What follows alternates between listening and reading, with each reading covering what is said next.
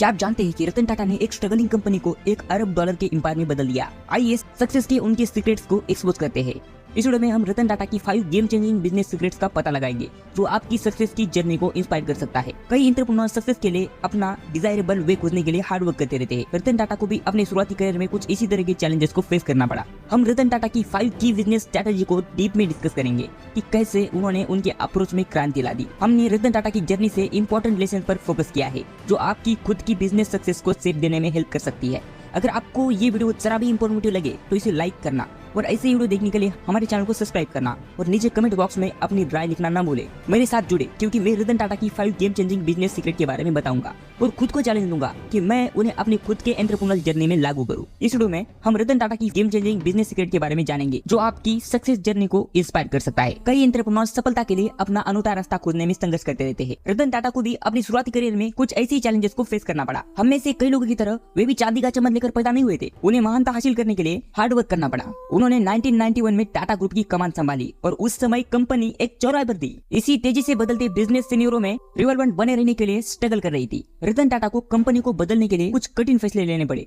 उन्होंने टाटा ग्रुप के बिजनेस के अप्रोच में क्रांति ला दी और इसे आज की लार्जेस्ट कंपनी बना दिया। नोटिसेबल बात यह है कि रतन टाटा की सफलता की ओर बढ़ना सिर्फ पैसा कमाने के बारे में नहीं था, ये सोसाइटी के लिए वैल्यू बनाने और पर्पस के साथ बिजनेस करने के बारे में था। वे दुनिया भर के कई एंटरप्रेन्योर के लिए इंस्पायरेशन है जो बदलाव लाना चाहते हैं। रतन टाटा की जर्नी इस बात का प्रूफ है कि सक्सेस सिर्फ एक फिक्स टारगेट को अचीव करने के बारे में नहीं है बल्कि जर्नी के बारे में है। यह स्ट्रगल, फेल्यूर और रास्ते में सीखे गए सबक के बारे में है।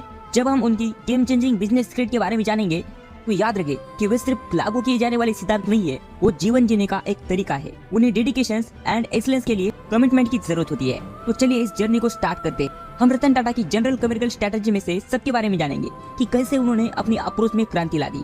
रतन टाटा सोच समझकर रिस्क लेने में स्ट्रॉन्ग बिलीव रखते थे। वो एक्सपेरिमेंट करने और नई चीजें आजमाने से नहीं डरते थे, भले ही इसका मतलब फेल्यूर का सामना करना पड़े।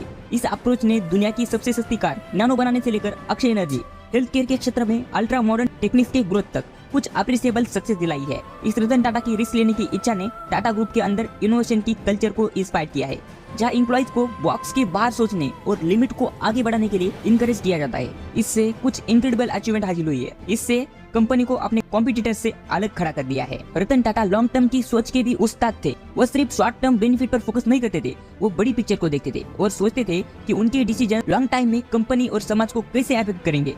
इस अप्रोच ने टाटा ग्रुप को अपने पार्टनर के साथ मजबूत संबंध बनाने और एक ऐसी विरासत बनाने में हेल्प की है जो आने वाले पीढ़ियों तक चलेगी। स्टेबिलिटी के लिए रतन टाटा की कमिटमेंट उनकी कमर्शियल स्ट्रेटजी का एक इम्पोर्टेंट फेज है। रतन टाटा पार्टनरशिप और कोलैबोरेशन की पावर में भी स्ट्रॉन्ग बिलीव रखते थे। वो जानते थे कि कोई भी कंपनी अकेले में ग्रेटनेस अचीव नहीं कर सकती और इसलिए वे हमेशा ग्रोथ और इनोवेशन को प्रमोट करने के लिए अदर बिजनेसेस, ऑर्गेनाइजेशन और गवर्नमेंट के साथ पार्टनरशिप करने के लिए अपॉर्चुनिटीज की तलाश में रहते थे। इस अप्रोच ने टाटा ग्रुप को नए मार्केट और बिजनेस में अपनी रीच और इफेक्ट का एक्सपेंशन करने में हेल्प की है। एथिक्स और वैल्यू के प्रति रतन टाटा की कमिटमेंट उनकी कमर्शियल स्ट्रेटजी का एक और इम्पोर्टेंट फेज है। उनका मानना है बिजनेस को होनेस्टी और क्लियरनेस के साथ करना चाहिए और यही रीजन है कि वे हमेशा करप्शन और इमोरल प्रैक्टिसेस यानी खराब प्रथाओं पर अपने रोल के बारे में बात करते रहते थे। रतन टाटा की विरासत इनोवेशन, एथिक्स और लॉन्ग टाइम सोचने की पावर का प्रूफ है।